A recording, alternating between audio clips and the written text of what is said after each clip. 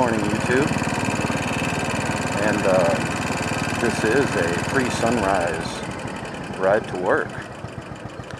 It's pretty interesting. Of course, I never tried to MotoVlog on my way to work before,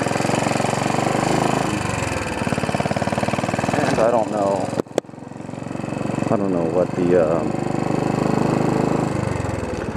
know what the lighting's going to look like on this, so we'll have to see how that comes out. Now, once again, I'm on the Royal Enfield, and the Royal Enfield, it does indeed have some shortcomings when it comes to riding in the dark. In this case here, the alternators were very small, and the way the headlight is wired off of AC current. So, as far as my headlight's concerned, it's fed directly from the alternator. There's a small regulator in line, and then the remainder of the alternator wires go into the regulator rectifier. So that's a pretty common setup for older bikes. Certainly not something you'd typically find on a 2002, but as I've previously mentioned, this design is really meant for, okay, so I guess they all want me to go first.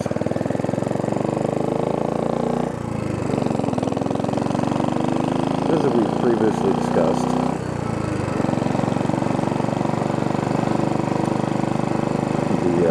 the design of this motorcycle is from 1955, so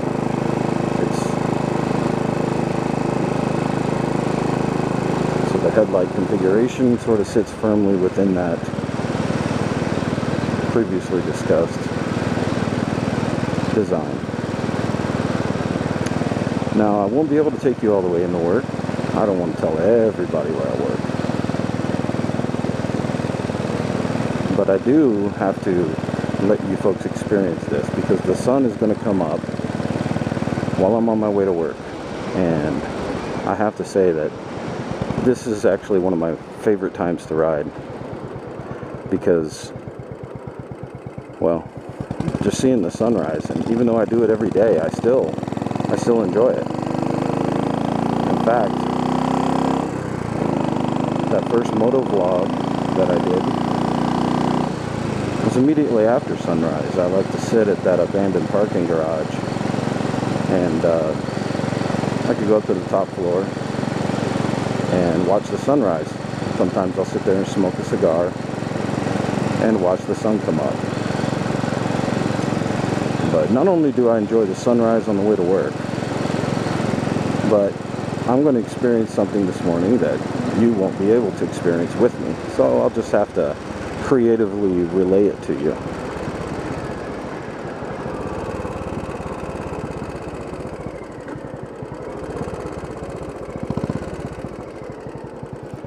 And I'll tell you when we get there.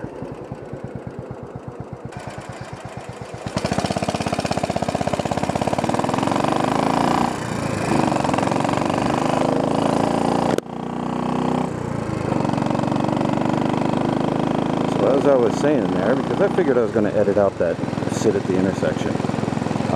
One of the things you're going to notice about my ride to work is not a lot of traffic on the roads right now. And that's a good thing.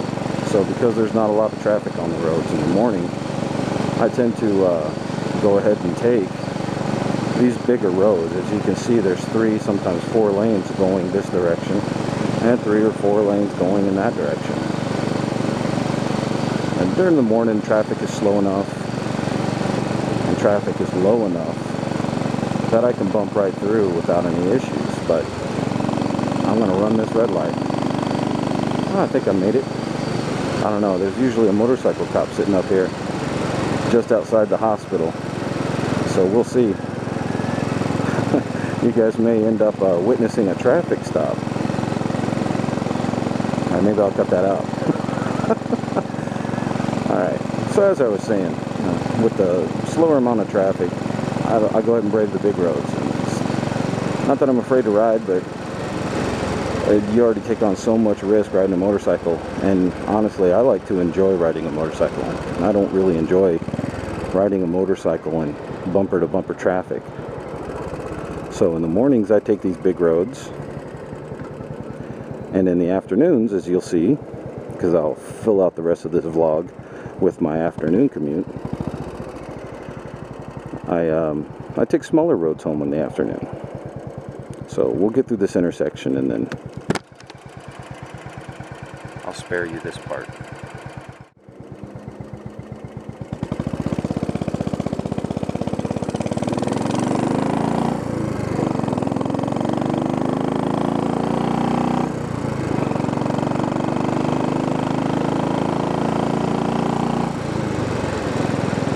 So again, I'm not sure how well the GoPro is going to be picking things up because there is ambient light from the sun, but it's hard to tell what the GoPro is going to do. So this whole vlog may be for naught. And if it is, I can save some of the topics, I suppose, for just consider it a dry run for when I am vlogging.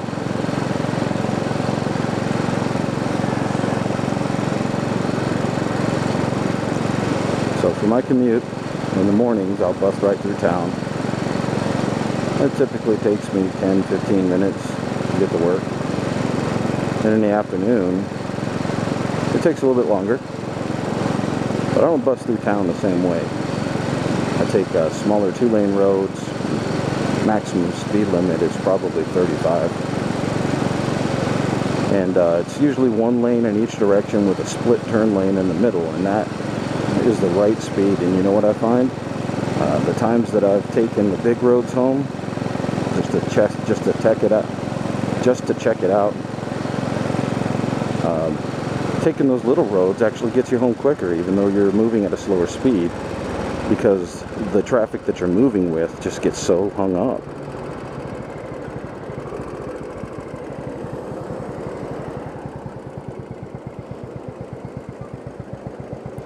So that is a reality of living in a city and commuting through a city, specifically a city like Tucson, where it's really spread out over the desert valley. And on top of being spread out,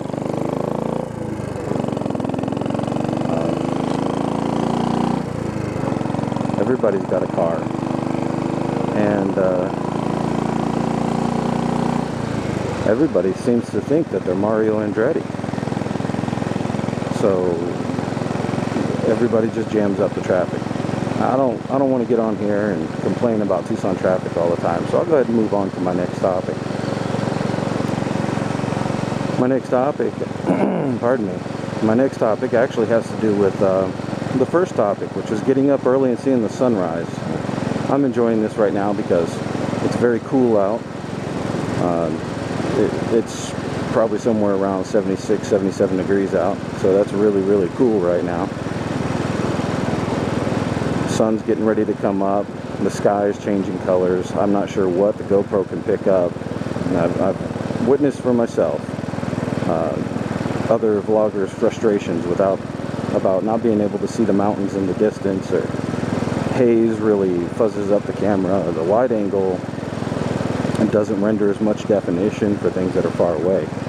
So that being what it is, I'll go ahead and describe it. It's a really dark maroon blue right above me, and off in the distance there you see yellowish warm glow. We've all seen sunrises. I happen to just really, really like them. And one of my favorite things is getting ready to come up here. For my little commute in the mornings, I get to pass by one of the public golf courses. And they're always out there, especially on Friday mornings, cutting grass. And, you know, I pity you folks who live in areas where you have grass growing year-round, and cutting your grass takes several hours every weekend, or if you have to do it 2 or 3 times a week. I pity you folks, because what you're being deprived of is having the smell of freshly cut grass be a pleasant thing to you. But going back to my childhood in the Midwest, and a little bit of growing up I did in the South before coming out to Arizona, it kind of takes me back, and I enjoyed the smell. And there's the golf course right there. I don't know if you can see them. There's the rollers out there, and they're cutting the field right now. And it smells wonderful. So this is one of my little pleasantries that I get to experience that I don't get to experience when I'm in a cage. And when I do drive my truck to work, I will typically take one of the highways to work, as it gets me there in about 8 minutes. But I love the smell of the freshly cut grass, and I love the empty roads in the morning, and I love the sun coming up. So, you know, early mornings, yeah, that's definitely for me. And it agrees with the Enfield as well. The cooler, denser air. When you have a small 32 millimeter single throat carb sitting on top of a single cylinder, believe it or not, you actually notice when the density of the air, the oxygen content of the air is greater. Okay, this is the first time I've ever sat through a light MotoVlogging and had people staring at me. I'm used to people staring because they're usually wondering about the bike. Is the bike new? Is the bike old? Did I restore it? What year is it? Lovely. Looks like I'm going to get wet. This will be fun. See if I can thread the needle here.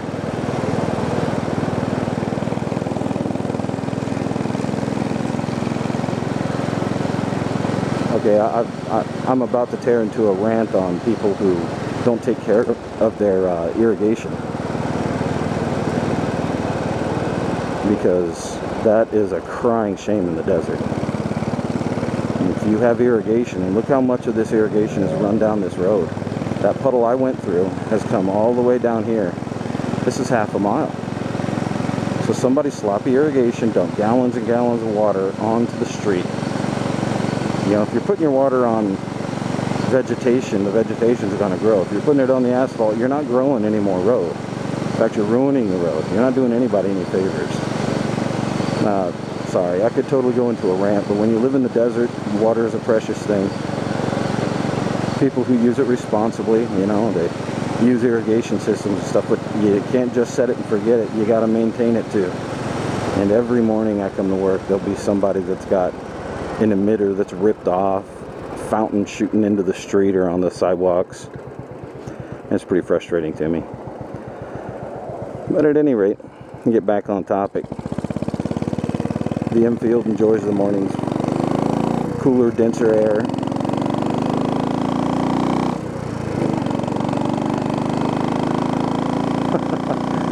And the cooler, denser rider, I suppose.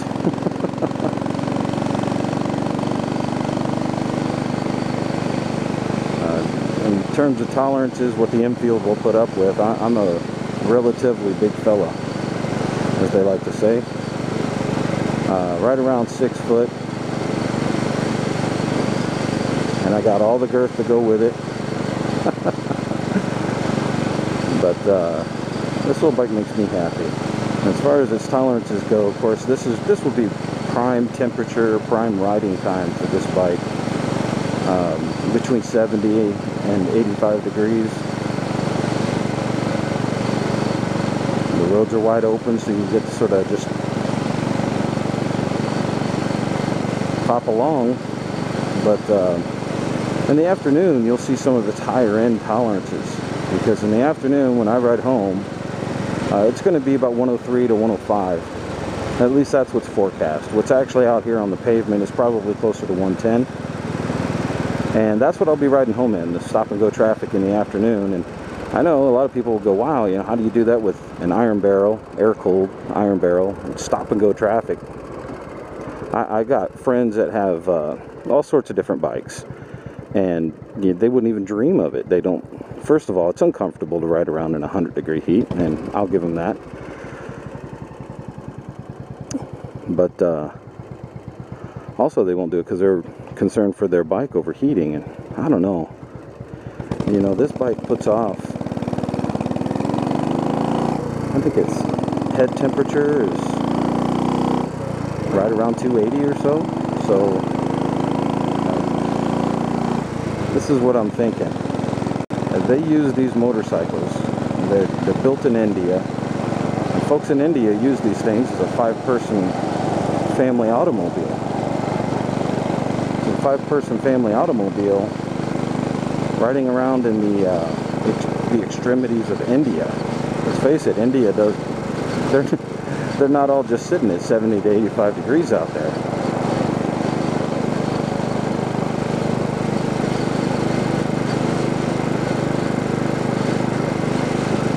You know, they take these things up into the up and over the Himalayas.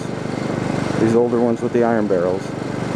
Up and over the Himalayas, they take them up and over the desert, and far more extremes than I'm going to be putting it through. So I feel like I will probably falter before the bike does in regards to extreme temperatures on the top end. You know, I'm hoping I can get out a little bit early today, maybe get home before it really hits 105. But if I don't, I'll be alright. It's a short ride. I have a cool shirt on. I'll wet it down before I ride out. Now I'll be good to go. Now I can't show you much more of where I'm going because there are restricted areas.